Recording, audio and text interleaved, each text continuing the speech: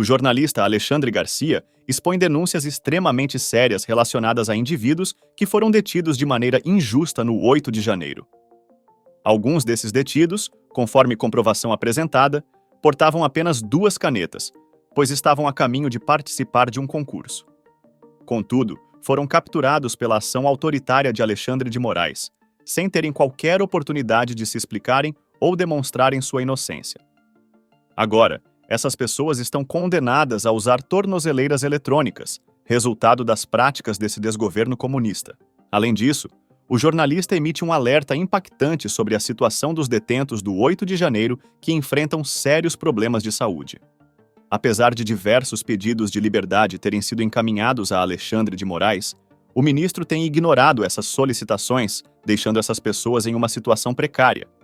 Existe o receio de que possam sofrer o mesmo destino do patriota e chefe de família, Clesão, que perdeu a vida devido à ditadura imposta por Moraes. Antes de prosseguir, peço gentilmente que dedique um momento para deixar seu like, inscrever-se em nosso canal e ativar o sininho para receber nossas atualizações. Seu comentário é fundamental, pois contribui para que mais patriotas tenham acesso a essas informações relevantes. Agradeço antecipadamente pelo seu engajamento. Então,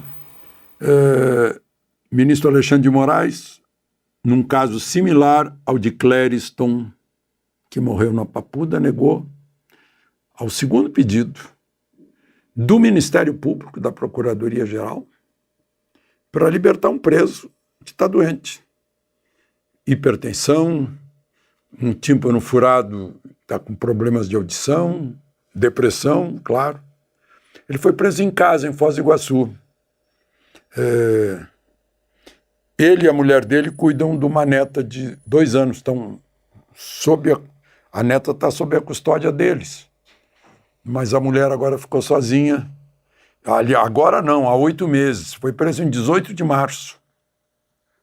Porque ele veio com um crachá de jornalista de uma rádio e foi identificado pelas filmagens dele. Então está preso lá, embora doente. O advogado dele já pediu 8 vezes que ficasse em prisão domiciliar para poder cuidar da neta. Ele tem 47 anos, se não me engano. Mais um caso. Aliás, hoje o sujeito se identificou para mim, fiquei 7 meses na Papuda. É um advogado. Aí eu disse, e aí, você estava armado, quebrou muita coisa? Ele disse, estava armado com 3 canetas que eu tinha ido fazer um concurso. E estava atravessando a rua lá perto, na Praça dos Três Poderes, quando fui preso. Eu disse, mas você está com tornozeleira eletrônica? Estou. Aí mostrou. Estava lá no Centro de Convenções do Brasil 21, que teve um evento lá do Partido Liberal. Eu fui lá convidado pelo general Braga Neto, que é o secretário-geral do Partido Liberal. Claro que não fui como filiado de partido político, porque, como jornalista, meu único partido se chama Brasil, né? Não dá para ter vínculo com partido político, jamais. E, a menos que alguém queira seguir carreira política sendo jornalista. Mas o meu partido é Brasil. E era para trazer pessoas que está aí já com 1/4 da população brasileira tem mais de 60 anos, para a militância partidária. Aí eu fiquei pensando, né? Estava lá assistindo, Bolsonaro falou sobre as eleições municipais e tal. Tinha muita gente, auditório cheio. E aí eu estava pensando, né? Na minha geração, eu disse, puxa, eu sou o decano aqui. Apareceu um senhor lá de 87 anos. Eu já estou no mais de 80, né? Me convidaram até para sentar lá em cima, que essa história de mais de 80 a gente vai na frente do embarque de avião, no banco, né? Mas a gente esperou 80 anos para isso. Mas aí eu estava pensando, gente, o que eu já vi e o que eu deixei de fazer e aquilo pelo qual eu fui um dos responsáveis. Eu vi derrubarem o ditador Vargas e vi elegerem o ministro da guerra do ditador, Dutra. Depois eu vi elegerem um ditador de volta, Vargas, como presidente. Depois eu vi esse mesmo presidente se matar.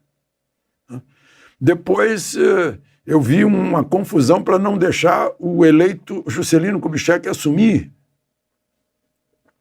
Depois eu dei meu primeiro voto a Jânio Quadros e vejo ele, chegou 25 de agosto do ano em que ele assumiu e ele renuncia.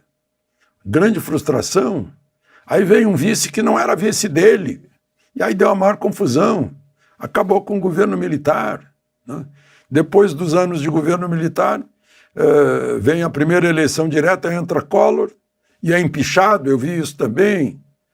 Depois, e antes disso, tinha assumido um vice fora da Constituição, que não deveria ser, com a morte do eleito, Tancredo, né? E aí assumiu o Sarney quando deveria assumir o doutor Ulisses e convocar a eleição direta, né? Mas não aconteceu. Aí eu vi também Dilma empichada. Então, meu Deus, esse é um país ciclotímico. Isso eu estou falando da política. Da economia, bastaria citar o exemplo do netinho, netinho do meu avô. A cada aniversário meu avô depositava 50 cruzeiros na caderneta de poupança da Caixa Econômica Federal. Aí meu avô morreu e parou de depositar.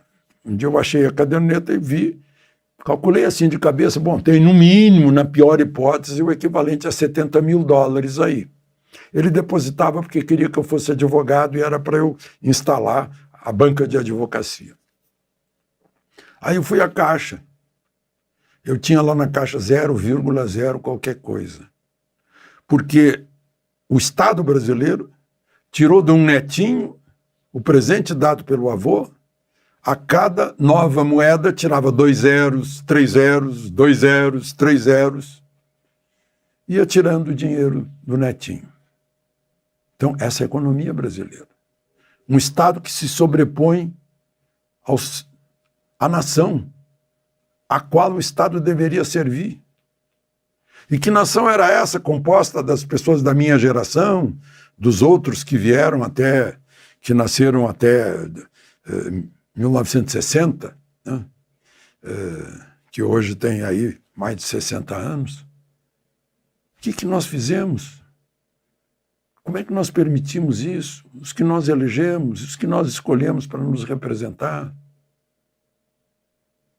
Eu acho que é um alerta, a gente sabendo que tem 25 milhões de brasileiros, ou quase 30 milhões de brasileiros, idosos e eleitores, e que estão devendo para o país. Porque eram mandantes, como eu, e não mandaram o suficiente na hora de eleger.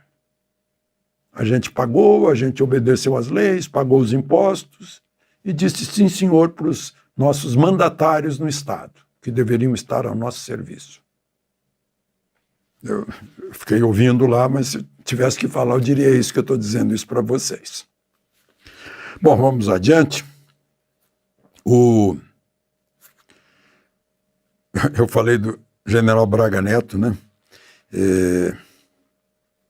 Ele foi interventor da segurança pública no Rio de Janeiro e me contou algumas coisas, né? Difícil solução, que é uma questão cultural. Agora eu vejo que o governador Cláudio Castro resolve recriar a Secretaria de Segurança Pública, que estava separada, era Polícia Civil e Polícia Militar, recriou a Secretaria de Segurança Pública e botou lá um delegado aposentado da Polícia Federal. Delegado Vitor Santos. Excelente escolha. Ele foi da segurança da Encontro Mundial da Juventude, segurança do Papa, até da segurança da posse de Lula, superintendente em Brasília da Polícia Federal, prendeu bicheiro, desarticulou crime organizado no Rio de Janeiro, crime internacional. Excelente atuação, 30 anos de Polícia Federal. Aí eu comentei isso com o cientista político Paulo Kremer, que estava ao meu lado lá, e ele disse assim, e aí, você vai cumprimentá-lo ou dar-lhe pêsames? Porque segurança pública no Rio de Janeiro, quem é que resolve? Porque é uma questão cultural. permeou-se na sociedade em tudo. Muito difícil. Muito difícil. Bom, para terminar, mais um assunto de polícia, né?